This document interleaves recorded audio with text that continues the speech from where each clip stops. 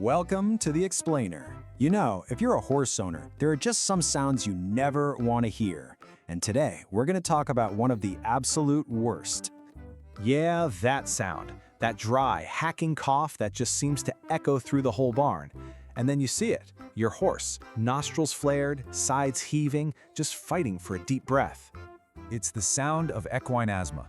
And look, it is absolutely heartbreaking to watch. But here's the really good news, you can control it. This isn't about some complicated, expensive surgery. It's about smart management, and you, the owner, have so much power here. All right, so let's dig in. What is actually going on here? Let's really understand this condition that, let's be honest, so many of us deal with.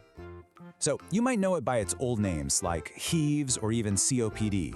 They all mean the same thing, but today we call it equine asthma. And what it really boils down to is an allergic reaction.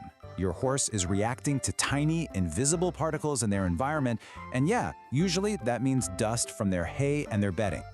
Okay, so it's an allergy. Got it. But what's physically happening inside the lungs when an attack kicks off? Let's take a look under the hood, so to speak. Honestly, the easiest way to wrap your head around this is to think of it exactly like human asthma. It's pretty much the same thing. When your horse breathes in something they're allergic to, their body's defense system goes into overdrive, and unfortunately, it does way more harm than good. So it's this kind of triple whammy. First, inflammation. The walls of their airways just swell right up. Second, constriction. The muscles around those airways clamp down, making the path for air super narrow. And third, mucus. The lungs start pumping out this thick, sticky gunk to try and trap all the bad stuff. You put all that together, and it becomes incredibly hard for the horse to push air out. They have to use their tummy muscles to force it, and that's what creates that classic heave line you sometimes see along their side. Okay, so now we know what's happening on the inside. That means we can go after the cause. And you know what? In most cases, there is one main culprit, one number one enemy we have to target. We're talking about hay. Look, you can have the most beautiful, green, sweet-smelling hay in the world, it's still packed with microscopic mold spores. A healthy horse? They don't even notice. But for a horse with asthma, every single flake is basically a dust bomb, just waiting to go off, sending those allergens straight into their lungs.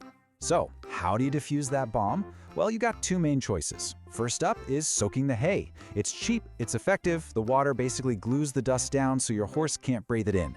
The big cons? It's a mess, and it can wash away some of the good nutrients. Then you have the gold standard, steaming. A good steamer will kill 99% of the mold and keep the nutrients right where they belong.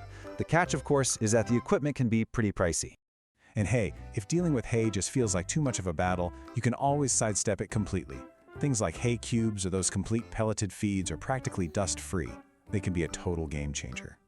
All right, we've sorted out the food, but now we have to talk about where your horse lives. I mean, they can spend 12, 15, even more hours a day in their stall.